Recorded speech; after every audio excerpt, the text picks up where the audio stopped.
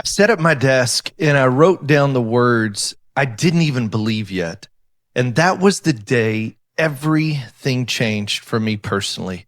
And I want to welcome you. My name is Steve Kyles to the Loan Officer Leadership Podcast. If it's your first time, welcome.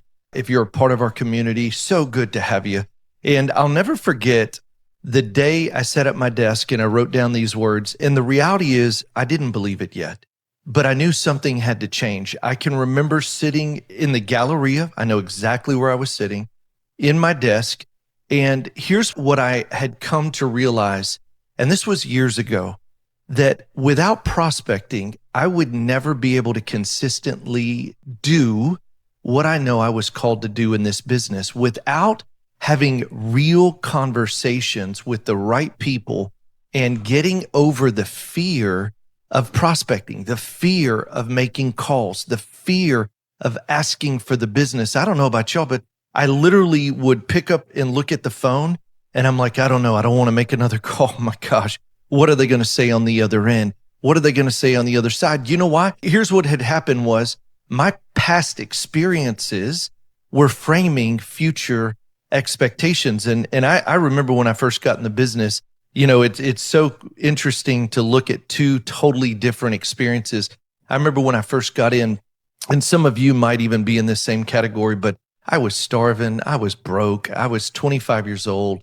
I had $250,000 in debt, 4 houses in foreclosure. I wasn't just struggling. I was broke. And I knew something had to change. And I'll never forget, this is the story of two different realtors. I had a realtor that was, and I had started working with her. And the crazy thing is she was related to somebody that was related to our family. And it was, she was a big producer. And I was like, just give me a shot. And I want to earn your business. And I remember working with her, but she ran me like a dog. I mean, I don't know about you guys. And her whole deal was, if you can't do it, I'll find somebody else who can do it. And drive, just almost never enough. And it was almost like you were just being used all the time. And I'll never forget, we had this one transaction, and on the transaction, we got all the way to the end. We're about 3 to 5 days from closing, and I had made a mistake in pricing, and all I needed was one extra day to fix it. And if I'd have fixed it, I could have made my commissions. But if she didn't let me fix it, I actually had to write a check to go to closing, which was a couple of $1,000, which for me back then was devastating. And I remember going to her and almost just being so kind of falling on the sword. Anybody can relate. And I'll never forget, she was like, you will close this loan or you will never get another piece of my business. And I mean, just laid in, almost verbally abusive. Anybody? And I remember not only closing that loan, but writing a check to close the loan. And the closing was an hour and a half away. And at that time, I went to every closing. So I even showed up. I did the closing, and no one knew I lost money on that deal because it was the right thing to do. And it was because this agent, who was supposed to be somebody that was cheering me on to go because of a relationship and related to somebody in our family. And it was interesting, that created such a negative experience for me. And then let me tell you what happened as well. And this is where I think God's so good. You know, I had this other sweet lady, Jane Caldwell, and she still is producing today. And she was the sweetest, most gentlest, kindest lady. And when I first got in the business, she was probably one of the very first real producers that I was her lender. And I can remember running these two different relationships. And when I made a mistake, she was like, oh, Steve, don't worry about it. We'll fix it. Oh, you need an extra day? And everybody knows when you're brand new, you always need an extra day. And back then I didn't have a team, and you know, you're struggling and trying to figure it out. And she was like, oh, honey, no big deal. We'll get that. And she loved Jesus, loved people, was always so gracious and kind. And it was almost like God was allowing me to experience two different people. However, one of them was this lady, and I'm not going to name her, but this lady that was just the worst experience I ever had. And another one was, this is what it could really be when you have a true partnership and a real relationship. And I'll never forget that. But here's the challenge. Oftentimes as a producer, and you could probably raise your hand and say, me too, we don't remember the Jane Caldwells. the people that are so gracious, because for some reason we're designed in a way where it's like that negative experience is so much more powerful and overbearing to the good ones. You can have 10 great experiences and one bad agent, but what you'll remember is, hey, you're not good enough. You can't get it done. If you can't get it done, I'll find somebody else. You're only as good as this transaction. You drop this ball, I'll never give you another deal. And also, I was dependent on agents instead of understanding there's a predictability to your business. And yes, there are agents that we have great relationships. Yes, we build true partnerships. But back then it was just desperation. I got to close loans. I got to pay the bills. And by the way, we paid everybody back. We got all the houses out of foreclosure. I mean, it was just the turnaround story. And what I remember, and part of what was carrying over when I was sitting in the Galleria and I sat down at my desk for a defining moment. And I had been in counseling. Steph and I have been in counseling for years and years and years. I just think it's a healthy way to get healthy. And here's the thing. I intuitively knew that I needed to write down an identity, whether I believed it or not. And all I could think of is this, is I love prospecting. And you've got to build self-awareness, but it wasn't connecting to the business yet. And it was like, I don't love prospecting. If I said that right now, I love prospecting because, what would your response be? And for most of us, it's like, I don't love prospecting. It's the necessary evil to get what is needed in order to accomplish my goal and be financially independent and provide for my family. And it was this journey of writing out a phrase on something I didn't genuinely believe that would change the trajectory of my career. And because these past experiences we have, we're framing future expectations. That's what was creating this pause and hesitation in the number one thing that's required to be a great salesman. And listen, and that might even like pull up some other feelings too. Sales, I don't want to be salesy, and we're going to address all of that.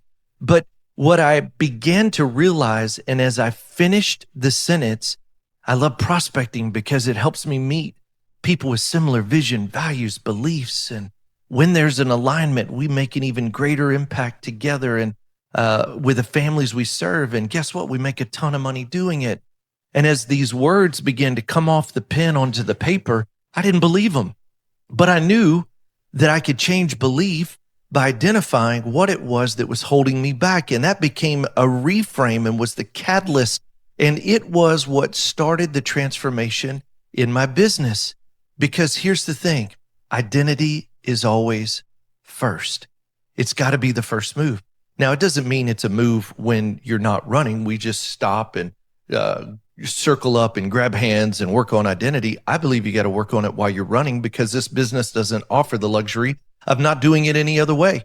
And here's the thing I have seen in this industry, every January of the year, what does everybody do? Or actually every November and October, or October, November, it's like, hey guys, what's your goal for next year? How much are you going to close? How many units? How many transactions? All right, what does that mean for you and your business and the money you're going to make? And what you're talking about all the time is all of the having, all of the results, all of the financial freedom, all of the goals that we're setting. And we're trying to have these results. And then you wake up, some of you right now, if you looked at where you're at this year, based on where you had put a trajectory or a goal for this year, may look at it, you may be ahead, you may be behind. But here's what happens is we're trying to have without doing the activity today, which is part of the math and understanding the number. Because once you know your numbers and you have a great list of people to call and you know who you're calling the right activities, guess what? Now it's just it is stewarding my decision to do the right activity to have the right result. But here's the challenge. You'll do it for a week. You'll do it while you're in intense accountability and people are hollering at you and maybe even shame, and you feel so bad about not having the result. You'll do it for a little while, but it ends up being behavior modification because you've not become or be the person who does the work, who has the results. And here's the challenge. Most loan officers are waiting for results before they do the work, but they won't do the work because they haven't become the person that does that work. And one of the things that's transformative and that will transform your business is when you understand that it's in becoming the person that does the activity is the person that gets the results. And here's the interesting thing: right things, wrong order. When it's have, do, be, right things, wrong order. But when it's be, do, have, it's the right order. And it starts with the decision. And then the activity follows identity. And I got to tell you, sometimes you'll find yourself, you're a reactive salesperson, and it's these high highs and low lows. And you almost feel like it's this constant, you're spinning plates, and then this one stops and you got to spin it and you got to go over here and that one and this one. And it's a managed chaos. There's a reactive salesperson and there's a systems operator. There's a person that says, hey, I might be really good in personality, and you are, and I am, and we can do it right most of the time, and we do. But until you have a predictable process, it will be hard to become a predictable producer. And what we have uncovered, and what I've uncovered, is identity is a decision, not a feeling. You decide who it is you're called to be and do, and then you transform your belief, and your belief moves into feelings, and feelings continue to help you steward a decision. And so it's not just feelings. Oftentimes it's like, oh, I've got all these feelings. I feel good. All right, I'm going to do the activity. I feel bad. I'm not going to do the activity. No. When your identity's right, you do the activity whether you feel like it, and then the feelings follow. And that is a huge decision. That is a huge difference. And I got to tell you, the exercise we're going to run through to lock this in is coming June 1st. And that's just a couple of weeks away. And I am so excited. If you feel like what I'm saying right now is landing for you, I want to invite you to do something. I want you to go to loanofficerleadership.com. And you're going to see in a couple of places in the top and throughout that page, there's a section that says join the movement. And I want you to join it. You're going to put your first name, your last name, email, cell phone. Hey, listen, if you're driving, pull the car over. Do it now and join the movement, because I'll tell you this, I'm building something that I believe is going to change the trajectory of loan officers across this country. I believe together we're building something that is for such a time as this. It's the right time in the right season. And I believe as we link arms, I say it all the time, better together. It's not just a slogan. We're going to go further, faster than we ever dreamed. You're already going to be successful. Joining a community just helps you get there faster with less headaches, not alone by yourself. And that's what we're going to do. Go to Loan Officer Leadership, join the movement, and type in your first name, last name, email, cell phone. Here's the thing, put them all in there. I promise you this, I don't have time to send spam. I'm going to keep you engaged and knowing what's happening. And as we open up what we're doing June 1st, you can join the founders group. And I want you to be a part of it, because I know that you're listening to this message now because you're right where you're supposed to be. And the Predictable Producer Challenge is going to launch June 1st, and it's going to be 5 days. And it literally, I believe, is going to help you change the trajectory of your business. And for some of you, you may say, Steve, I'm not broken. Great. It's going to help you tweak it so that you get even more without working even more hours, to be more effective with the time you have, whether you're closing a handful of loans or whether you're closing 30 loans.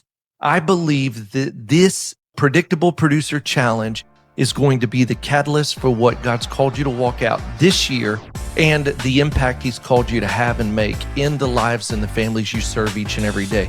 Go to loanofficerleadership.com, join the movement, and remember this, anything worth doing is worth doing badly. Just get started. See ya.